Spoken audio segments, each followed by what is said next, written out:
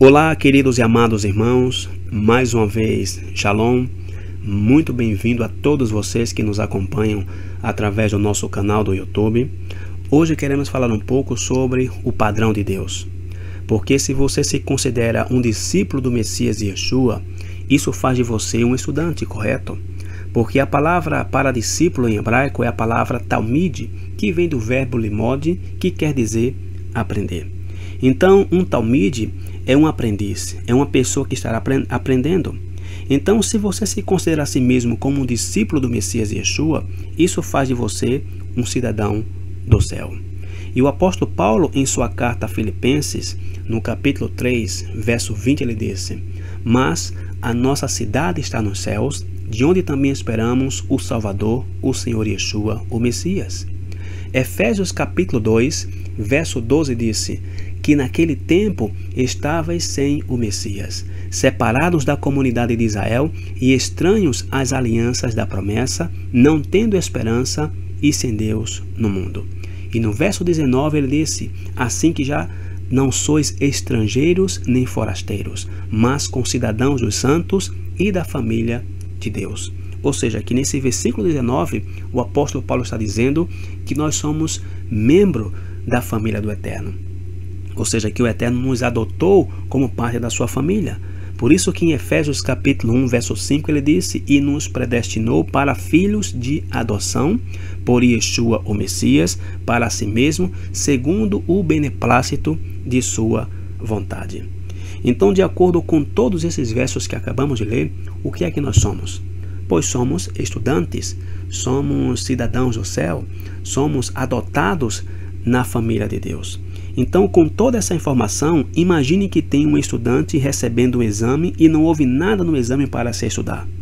No entanto, o aluno falhou, então aonde está o problema?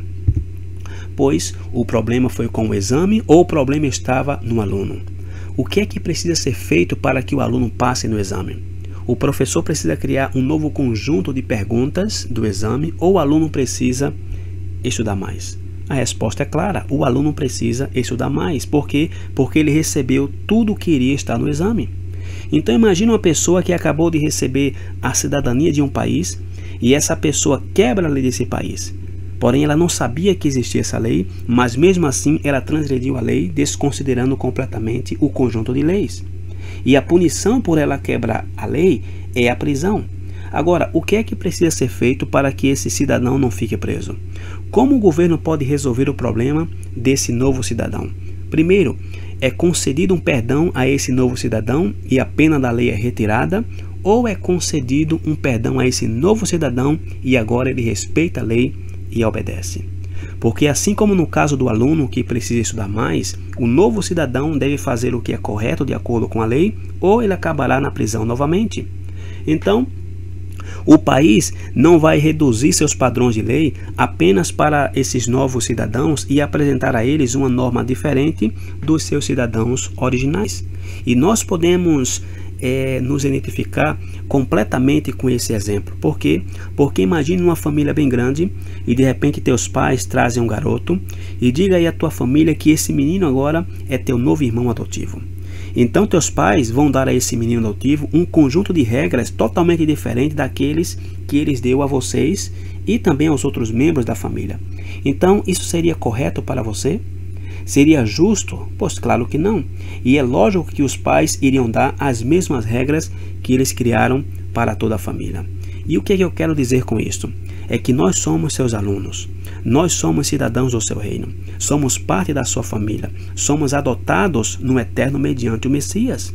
E o Eterno, que é o Pai, o nosso Pai por excelência, ele deu sua lei para seu povo, para a sua família seguir. E nós sabemos que essa lei não é difícil de se seguir. Porque em Deuteronômio capítulo 30, no versículo 11 ao verso 14, disse: "Porque este mandamento que hoje te ordeno não te é encoberto, e tampouco está longe de ti, não está nos céus para dizeres: quem subirá por nós aos céus, que eu não o traga e não o faça ouvir, para que o cumpramos? Nem tampouco está além do mar, para dizeres: quem passará por nós além do mar, para que não o traga e não o faça ouvir, para que o cumpramos? Porque esta palavra está muito perto de ti, na tua boca e no teu coração, para a cumprires." E no Salmo de número 19, no verso 7, disse: a lei do Senhor é perfeita e refrigera a alma, o testemunho do Senhor é fiel e dá sabedoria aos simples. Então, as instruções do Eterno são bem claras, são bem simples, não são difíceis de se cumprir. O que aconteceu é que Israel caiu porque eles disseram que a lei de Deus era muito difícil, era pesada. Israel foi rebelde contra o Eterno. Israel não falhou apenas por falta de habilidade em guardar a lei. Israel caiu porque se rebelou contra o Eterno e seguiu outro modo de viver que não era de acordo com a lei de Deus. Então o problema foi a lei de Deus ou a vontade do homem de obedecer à lei do Eterno? Então, o que é que precisa ser feito? O homem precisa de piedade por causa da sua rebelião? Ou Deus deve mudar a sua lei, que é perfeita, justa, santa e boa, para se adequar ao homem? Ou o homem precisa receber misericórdia por causa da sua rebelião e deve caminhar em obediência a essa lei perfeita? Porque assim como no caso do aluno, com o homem também é bastante simples. O homem precisa de misericórdia por causa da sua rebelião e deve caminhar em obediência à lei perfeita. Então, assim como qualquer cidadania, Deus tem uma lei em seu reino e essa lei deve ser obedecida. E de fato, o profeta Isaías e também o profeta Miqueias dizem que essa lei seguirá no milênio.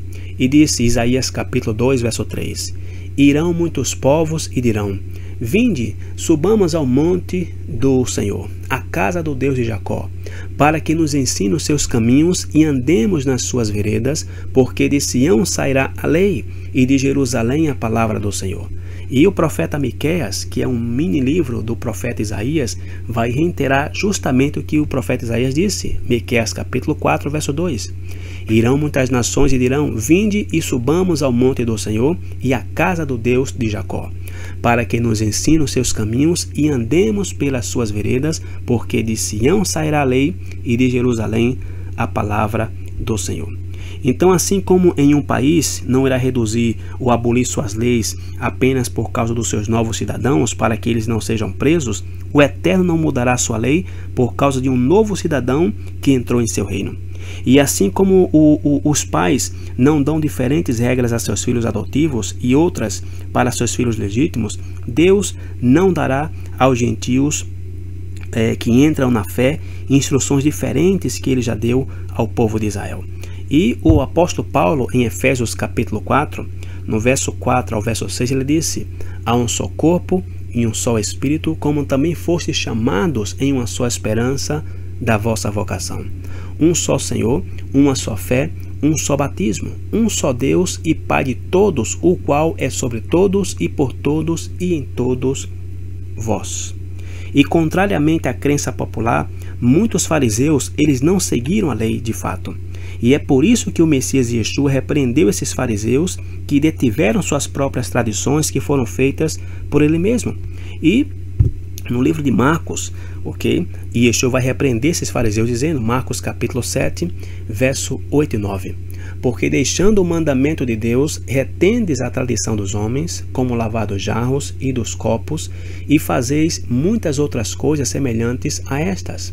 E dizia-lhes: bem validais o mandamento de Deus para guardardes a vossa tradição. E é por isso que Yeshua ele vai instruir seus discípulos a fazer apenas o que Moisés disse. Mateus capítulo 23, versículo 3. Então falou Yeshua à multidão e aos seus discípulos, dizendo: na cadeira de Moisés estão assentados os escribas e fariseus. Todas as coisas, pois, que vos disserem que observeis, observai-as e fazei-as, mas não procedais em conformidade com as suas obras, porque dizem e não fazem. Então, meu querido e minha querida, Yeshua é o verbo que se fez carne. Yeshua é a palavra de Deus feita carne. Ele é o tesouro de Deus que deve estar dentro de nós. E o Eterno não vai reduzir ou vai abolir seus padrões, pelo contrário, ele nos mostra como devemos seguir esses mandamentos através do seu Filho Yeshua. E Yeshua viveu a Torá cada dia, e devemos andar como ele andou, seguindo sua lei. A Torá é o alvo principal. Sempre devemos seguir nosso máximo exemplo para chegarmos ao alvo todos os dias. Bom, isso é tudo que tenho para hoje. Pensem nisso, orem por isso. Porém, antes disso, antes de qualquer coisa, não seja apenas um ouvinte da palavra do Eterno, seja um praticante. Que Deus abençoe tua vida. Até a próxima e Shalom.